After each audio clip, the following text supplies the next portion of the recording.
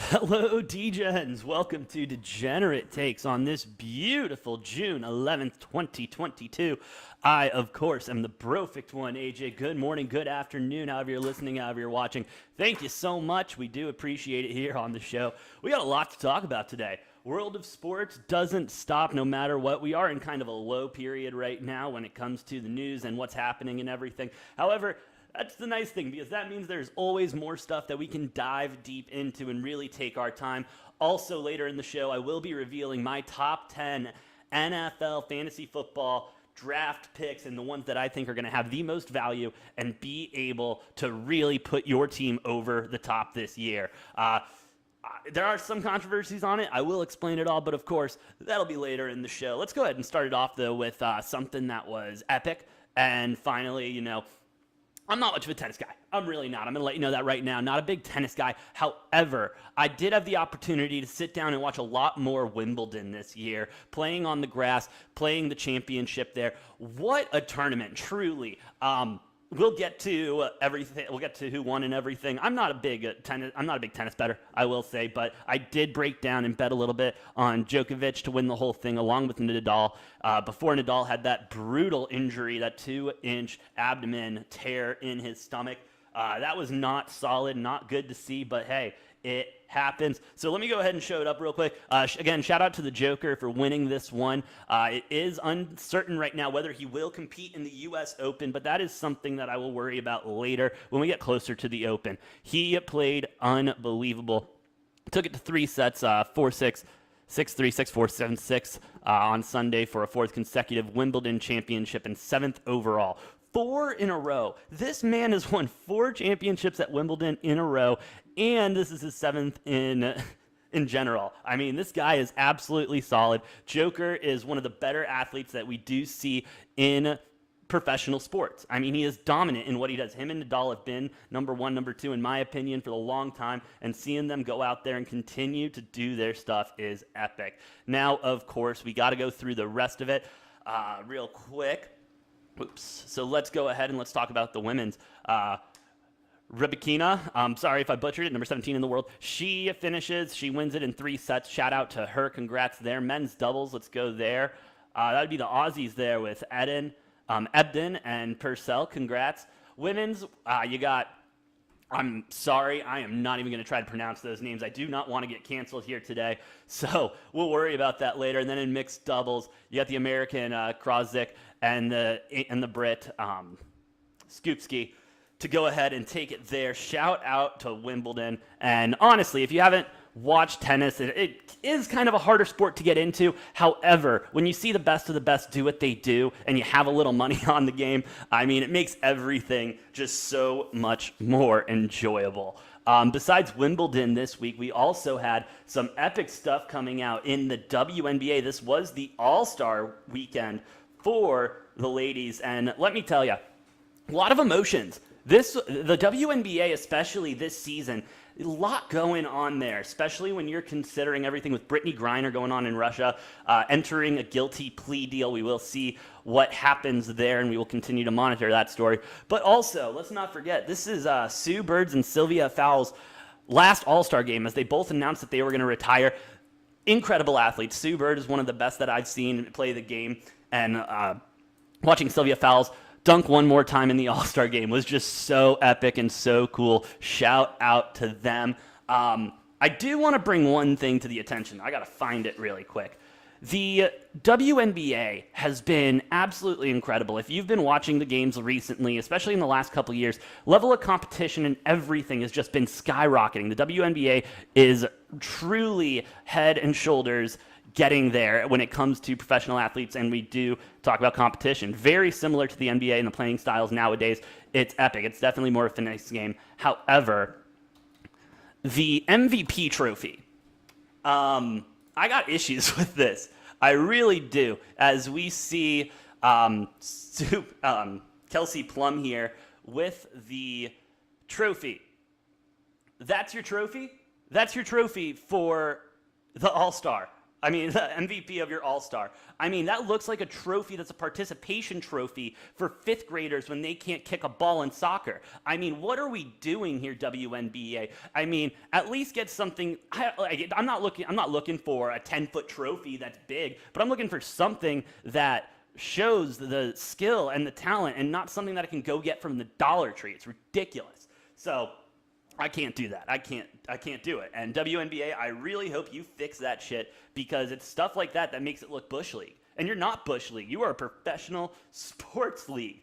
And we're doing this stuff here. Can't have it, won't have it, need it to change. Simple as that. Really, the WNBA, it's been awesome this season. I truly think you should take the time, if you haven't already, and go and watch it, because they're incredible. The women are absolutely incredible. Now, I was going to wait a little bit, but I can't wait any longer. I've been getting too hyped. We are so close to football season, and I've been working around some mock drafts, been getting my fantasy team ready. Still don't have a name. If you have a good fantasy football name, please drop it in the comments down below or on TikTok, however you're listening and watching. And please like, share, and subscribe to the channel for all Degenerate updates. And if you like us, buy some merch. We got some merch in the comments down below. But let's talk NFL. Let's talk some fantasy football here, because it's coming to the time where we're getting there. We're getting there. I don't know about you guys. I already have my draft planned. I'm getting ready for it. I can't wait to hear Noah's opinions on it. Noah will be live with me later this week to break down more NFL. But let's go ahead and get into it. My top 10 fantasy football picks. I am going to say this right now. It's going to be a little controversial. I'm not traditional when it comes to fantasy football. I'm not. I mean, I enjoy fantasy football. I enjoy having fun. But I refuse to get into those same tropes of drafting Christian McCaffrey every season. First round. No. He is not even on my list of top 10. He probably isn't even on my list of top 50 people I would draft in fantasy football. I don't think I would draft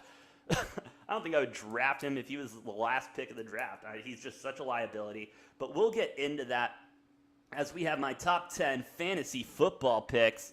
Number 10, we're going with Stefan Diggs. Stefan Diggs with 103 receptions last year, 164 targets, 11.9 yards a carry, and 10 touchdowns. Stefan Diggs had an absolutely great season last year. Both of the Diggs brothers did.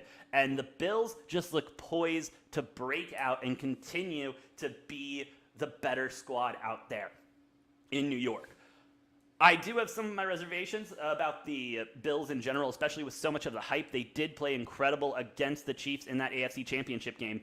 However, I truly believe, in the AFC division game, my bad. But I truly believe, yes, it could have gone either way, but everyone is putting so much stock into that last game that it's overhyped a little bit, in my opinion. However, it doesn't matter. Stefan Diggs is going to go out on that field, and the thing I really like is the 164 targets.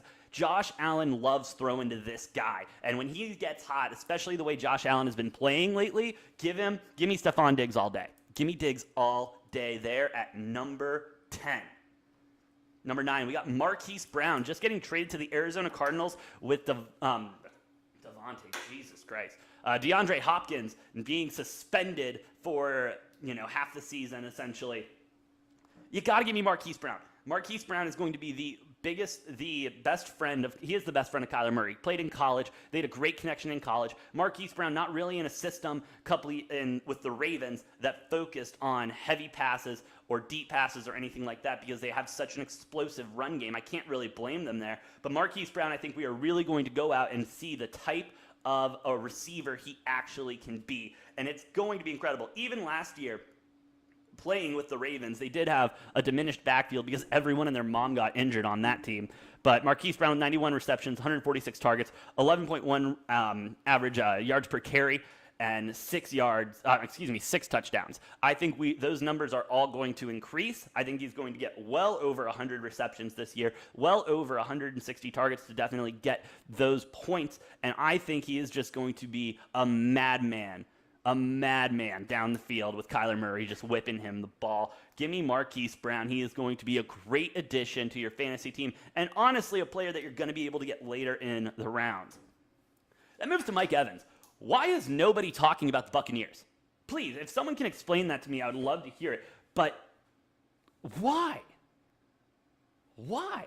Why are we not talking about Tom Brady and the Buccaneers? Is it because Gronk's gone? Maybe. But that means that Tom Brady is then going to have to find a new favorite receiver. Oh, and Mike Evans, who's been his dog ever since he got there? Yeah, Mike Evans is about to go off this season, ladies and gentlemen. It is unbelievable that no one that is talking about Mike Evans and how much of an impact he's going to have on this team and in the NFC South. Mike Evans with 74 receptions, 114 targets, 14 touchdowns, and he averaged 14 yards a catch. I mean, those are great stat lines with only 74 receptions, but so many touchdowns. It's going to be the same type of production we're going to see out of him. He's going to keep doing amazing. Give me Mike Evans. Leads me to number 7. Number 7, Aaron Jones. Now I know what you're thinking, AJ. These Packers, what are we doing here? They don't have Devonte Adams. Exactly. They got a bunch of young guys at receiver, right? So, what is Aaron Rodgers going to do? Just like a good rookie quarterback, he's going to rely on the run game to set up the play action and everything so he can get more time in the space and more time in the pocket and get more time for those young receivers to get out in space and create, excuse me, I can't talk today, and create separation from the DBs and be able to get out there and win games. Aaron Jones is going to be the key part. He had 171 attempts last year, 799 yards, 4 touchdowns, about 4.5 yards a carry. I think we're going to see those numbers double.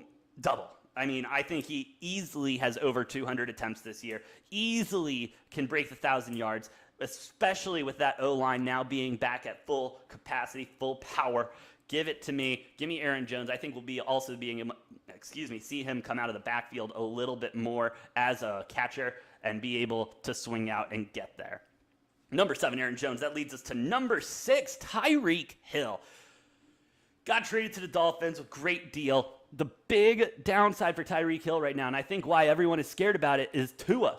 People don't know what to do about Tua, and they don't know about him. And they did release a video a while ago in the mini camps, I believe, of a wobbly ball from Tua to Tyreek downfield. Tyreek still caught it in stride. It was still a touchdown. I mean, listen, Tyreek Hill, as long as he is on the field, he is going to be an absolute menace to society. Just an absolute menace. 111 receptions last year, 1,239 yards, 9 touchdowns, 11.2 yards a game. Yards a catch.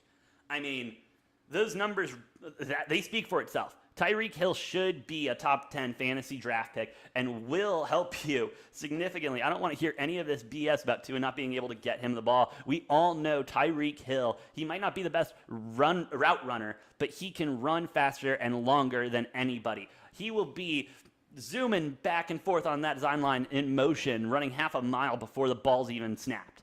I mean, the DBs are going to be tired. He's going to get open. That's what Tyreek Hill does, is get open, and that's what you're going to see this season with Tyreek. Get him on your fantasy team before he's gone. Simple. I mean, yes, if you're thinking about Christian McCaffrey, all of these guys are a better pick than Christian McCaffrey this season. That means number 5, Ja'Marr Chase. What happened? Are we all of a sudden down on the Bengals? We're done? They went to the Super Bowl last year, but we're thinking they're just fodder now? Joey B is still the quarterback, I believe. Ja'Marr Chase is still on the field. 81 receptions, 1,455 yards, 13 touchdowns, 18 yards per catch. I mean, this man is an absolute stud, and it's not slowing down anytime soon. And yes, now I know what you're all going to say. AJ, we're at 5, and you only have 1 running back. Yeah, because the running game is going to be lower, and we'll get into a little bit more, but I think I only have 1 other running back on here. But number 5, Ja'Marr Chase. Joey B is going to light it up again this year. He doesn't know how to lose, okay? He wants to win, and he will do whatever he can to win. And with Ja'Marr Chase, one of the best young wide receivers in the game right now, by his side, he'll be fine. It'll all be fine. Ja'Marr Chase at number 5. That leads me to number 4, Cooper Kupp himself. How do you not take Cooper Kupp? Simple question like that. How do you not take Cooper Kupp at any point in this draft? Honestly, he's a first-round pick in my opinion, especially if you're going with those 12-team, 13, 14-team leagues. He is a number 1 draft pick. Cooper Kupp is exceptional. 145 receptions last year, 1,947 yards, 16 touchdowns, 13.4 yards per catch. The man's unbelievable. The man's going to continue to be unbelievable. He is an absolute stud, especially with Matthew Stafford still there, bringing most of that team back. I mean, I can't figure out a better place to put him. I mean, you take Cooper Kupp and you enjoy your fantasy wins. Now, let's talk about another high-end receiver that you're going to be able to get for great value. That's Devonte Adams. The AFC West is unbelievable this season. Devonte Adams going back to his college quarterback and Derek Carr with the Raiders. I mean, it's going to be a great connection. I don't know if it's going to be as good as the Aaron Rodgers connection, but Devonte is going to be wide receiver number 1 there. And so you've got to take advantage of that. 123 receptions last year, 1,553 yards, 11 touchdowns, 12.6 yards per catch. I mean, the guy is a stud. He's an absolute freak. One of the best route runners in the game, if not the best route runner in the game. Go ahead, do yourself a favor. Devonte Adams there at number 3. Number 2, Austin Eckler, running back out of the Chargers. This guy is also a stud. The Chargers are also a team that is poised for an absolute breakout. I don't have any quarterbacks on my top 10 list, but honestly, I wanted to put Herbert in there. Herbert and the Chargers are going to have an unbelievable season. I don't understand any of the bullshit where people don't have them as the number 1 in their power rankings. The Chargers on paper right now are the best team in the NFL, and Austin Eckler is part of that. 206 attempts, 911 yards, 12 touchdowns, and averages 4.4 yards a carry. Can't really be mad with those numbers. Austin Eckler is the man. Go ahead and give him to me. He's my number 2. And then number 1, I don't think it should be a shock to anyone. It's everyone and their mom's number 1. That would be Jonathan Taylor, because this guy is a freak. This guy is a freak of a running back with what he can do, especially behind that beyond solid O-line for the Colts this season.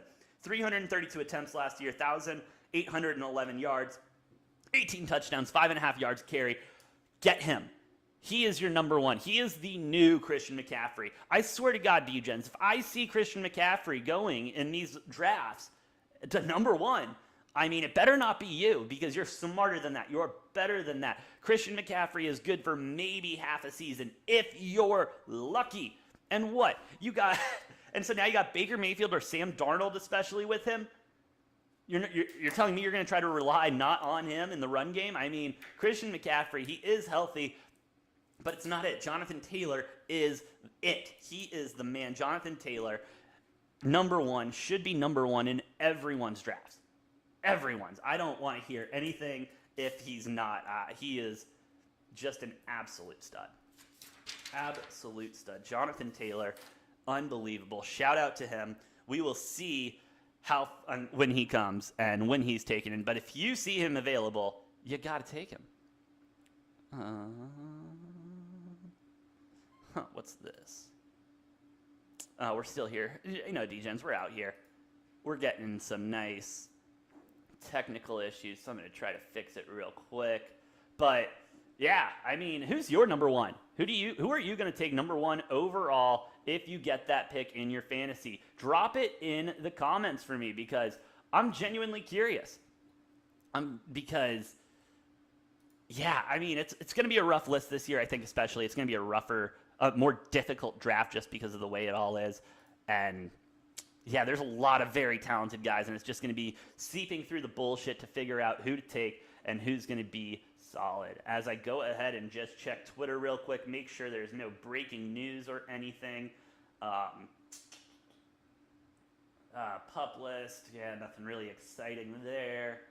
Check out Ian Rappaport, see if he's got anything. Rap sheet. Didn't even realize all hot takes, all star team, blah, blah, blah. Let's go, welcome, blah, blah, blah. Oh, yeah, let's talk about that really quick. Good Morning Football on the NFL Network now has finally a new host after Amy Adams left. Got Jamie Erdhall named host of Good Morning Football. She'll debut Monday, July 25th on the show. You can follow her on Instagram and Twitter at Jamie Erdhall. Shout out. Congratulations. I mean, that's awesome. She has history as a sideline reporter, very involved in the game. She is going to be epic. I love Good Morning Football. It's the best way to start your day with all the football news and action. So shout out to them. And let's see. I'm ready for a new chapter. You got to be ready for a new chapter in everything that you do. And here, when we cover sports, you got to be ready for new sportscasters to come in and tell you your news every day. So before we get into some all-star stuff, where is my other paper? There we go. Let's go ahead and talk about college football. All right, we just got done talking about NFL and everything, and it's great, and the NFL is the best. We love it. But also, when the NFL comes back around, college football comes back around.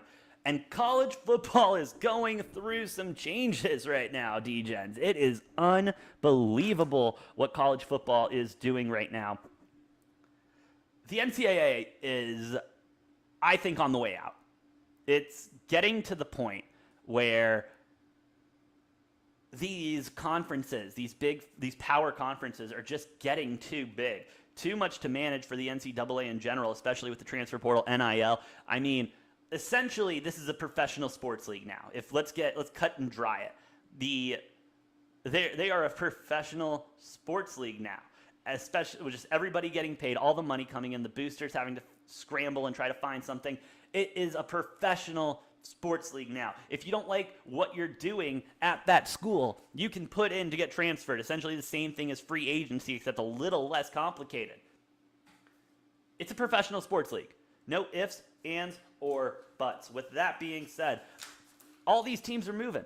We already have confirmed Texas, Oklahoma going to the SEC in 2025. And that's what it's been, an arms race between the SEC and the Big Ten. With the Big Ten announced, with the news coming out last week that USC and UCLA could be going to the Big Ten by 2024, nothing has been announced yet. Why has nothing been announced yet? They got to figure out the money.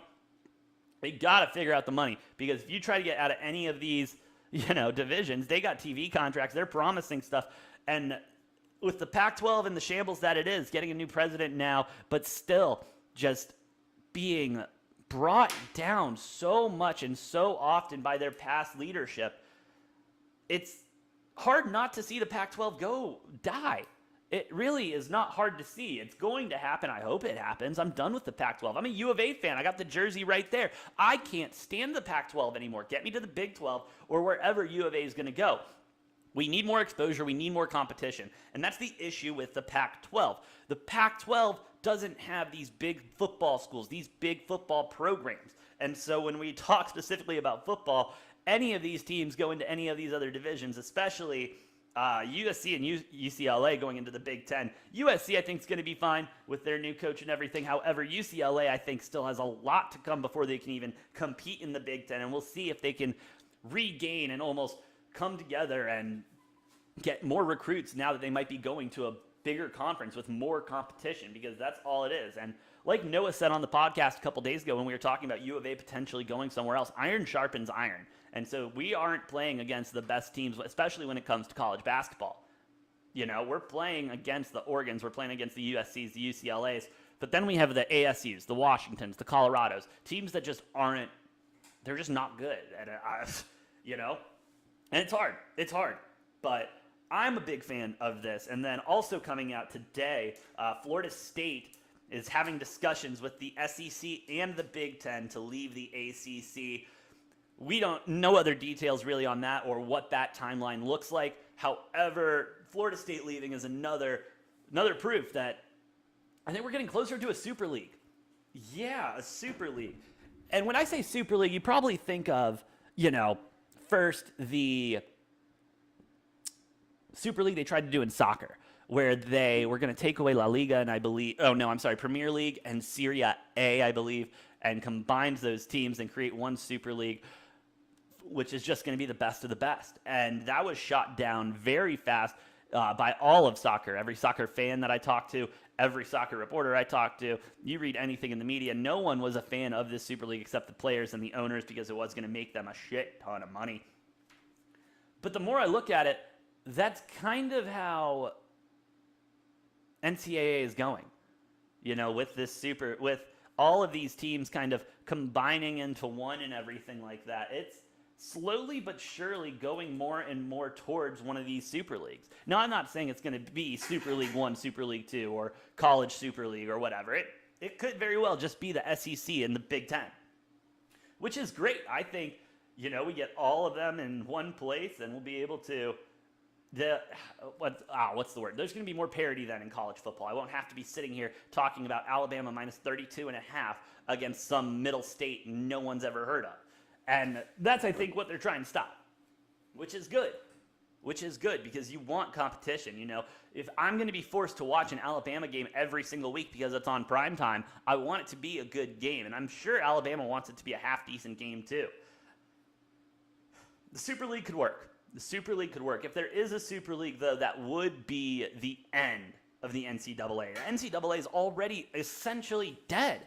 Yeah, they're the governing body and everything. They put everything up. But then even the college football playoffs is a little separated from the NCAA. March Madness is set up by NCAA, but it's become such a moneymaker now that it's a professional sports league. These guys are getting paid now. I don't even want to talk about it anymore. It's ridiculous that I have to waste my time on it. But the NCAA, in the next 5 years, I do believe is going to be, if not dead, it is not going to be anything what it looks like right now. And that's not the worst thing in the world, not the best thing in the world. It's just a thing in the world. And hopefully, if anything, this gives the college athletes a little bit more leeway, being able to go in there and hone their craft with not as many rules, being able to take care of their health the way they want to and do what they can do.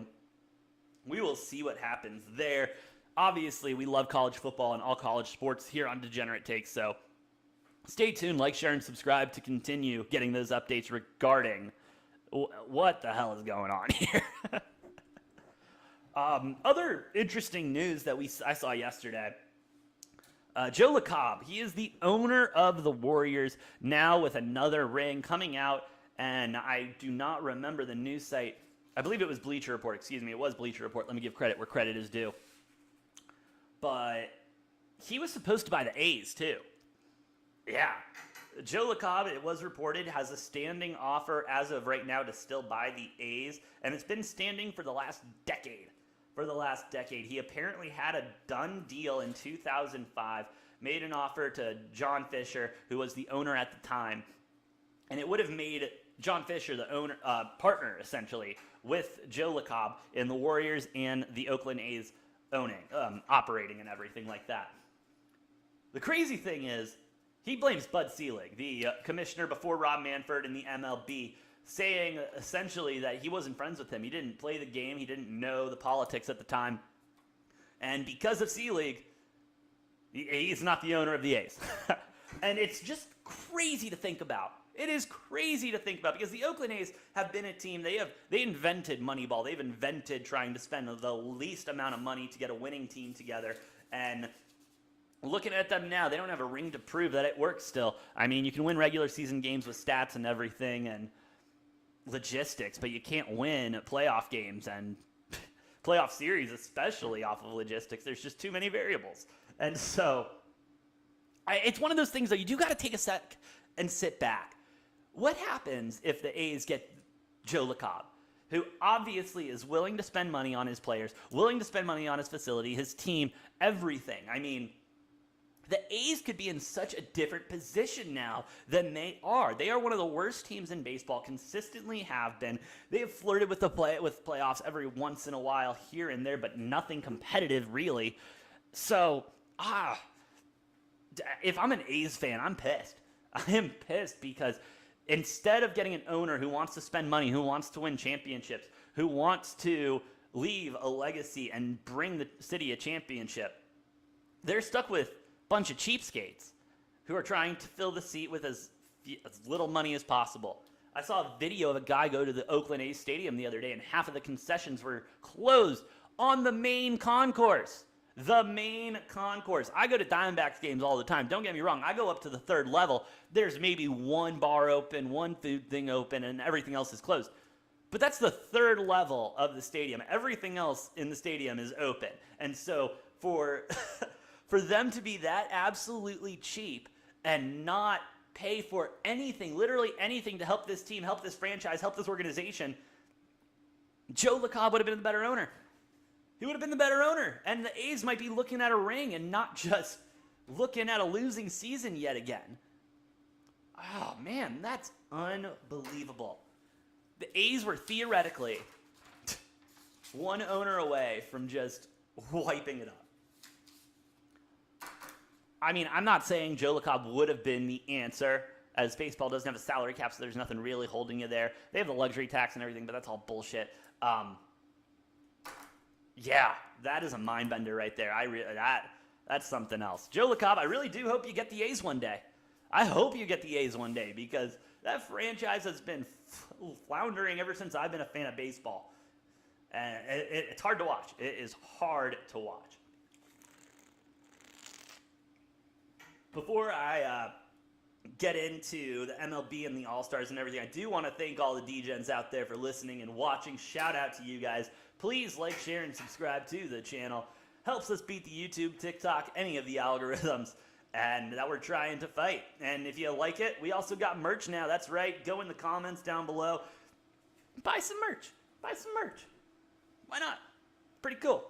I'll be getting some of mine soon. I already ordered my stuff, and we'll be getting it in hopefully later this week, and I'll be able to show it off. It will be cool. It's some good shit. It is some good shit. But now, let's talk about MLB. We talked about the WNBA All-Star Game. We got to get into the MLB All-Star Game.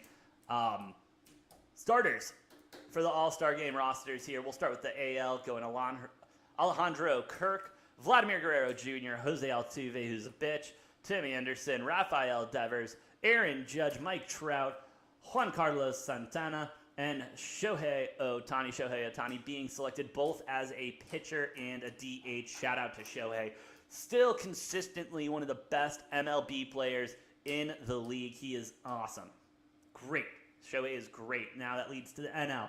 You got Wilson Contreras, Paul Goldschmidt, Jazz Chisholm Jr., Trey Turner, Manny Machado, Mookie Betts, Ronaldo Acuna Jr., Jock Peterson, who is apparently really good at the memes and fantasy football. And then, of course, Bryce Harper there for DH. Yeah, that's the All-Star roster. You know, it's fine. It's the All-Star game. You know, it doesn't mean anything. We're going to get the pitchers out there every once in a while. Shohei will throw a couple. Everyone's going to throw a couple. The biggest snub, though, because that's the only thing that's really fun to talk about in the All-Star game before we get to it all. And I'll break down the home run derby later this week. Again, like, share, subscribe. Make sure you're getting those notifications for when we go live. But Freddie Freeman not being on the All-Star list. I mean, yes, Paul Goldschmidt, one of the best first basemen in the league. Can't take anything away from him there. He is one of the best. Shout out Goldie. I wish he would never have left the Diamondbacks, but we have terrible ownership. Again, neither here or there. However, Freddie Freeman is one of the best first basemen in the league, and we're not going to go through the reserve list because that's a whole train wreck, but he's not even on the reserves. And yes, Bryce Harper, I believe, or someone is injured, so he does have the opportunity to maybe get in there, but the fact that he wasn't first ballot, first run, it blows my mind. It truly does. He was absolutely shafted. He was shafted. I'll give it to the guy. He was shafted beyond all belief. And it happens to the best of us. But now, I think it's time that we get into some handicapping a little bit of the MLB as we have a game starting here in about 2 hours, that being the Royals and the Tigers. That's right, you're getting a betting show too. I do not like this game. I hate this game. Royals and the Tigers are two of the worst teams in baseball. However, the fact that the Royals are favored at home is absolutely ridiculous to me. They're one of the worst teams in baseball. You can see here 32-52 against the 36-49 Tigers. And then you even look at the pitching. Keller, we're going to give the edge to Keller with a 4.37 ERA. No shot, bro. Give me Pineda. Give me the Tigers on the money line there at plus 115. That is an easy steal. Easy steal. Good way to start off the game with a lot of, good way to start off the day with a nice easy win there. Pirates, Marlins, that's a shit show. White Sox, Guardians, let's talk about that. White Sox supposed to be one of the better teams in baseball, not really caught their drift lately.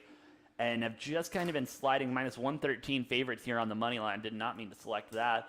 Guardians minus the 104, minus the 1.5 at plus 159. Jesus, let's take a look at the pitching. Got Lynn on the hill. It's going to be a bullpen day for the Sox. Then Quantrill. Yeah, you got to give the edge to the Guardians here. I'm going to take Guardians. Oh, man, I don't want to take that money line if I'm not getting any freaking juice, but what's first 5? Boom. Give me Cleveland first 5 money line. Cleveland first 5 on the money. Let's see what else we got on here. Red Sox and the Rays, Phillies, Cardinals, Mets, Braves. Ooh, that'll be a good matchup. Who we got on the heel? We got Fried and Scherzer. This is going to be a pitching duel. The total is at 7. Mets are the road dog here at plus 110 on the money line. Braves a short favorite at minus 130.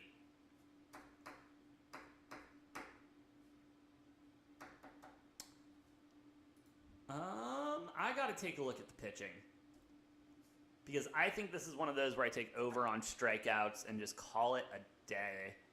Let me pull up my Caesar Sportsbook real quick. Go ahead and check that game. And the pitching. There we go.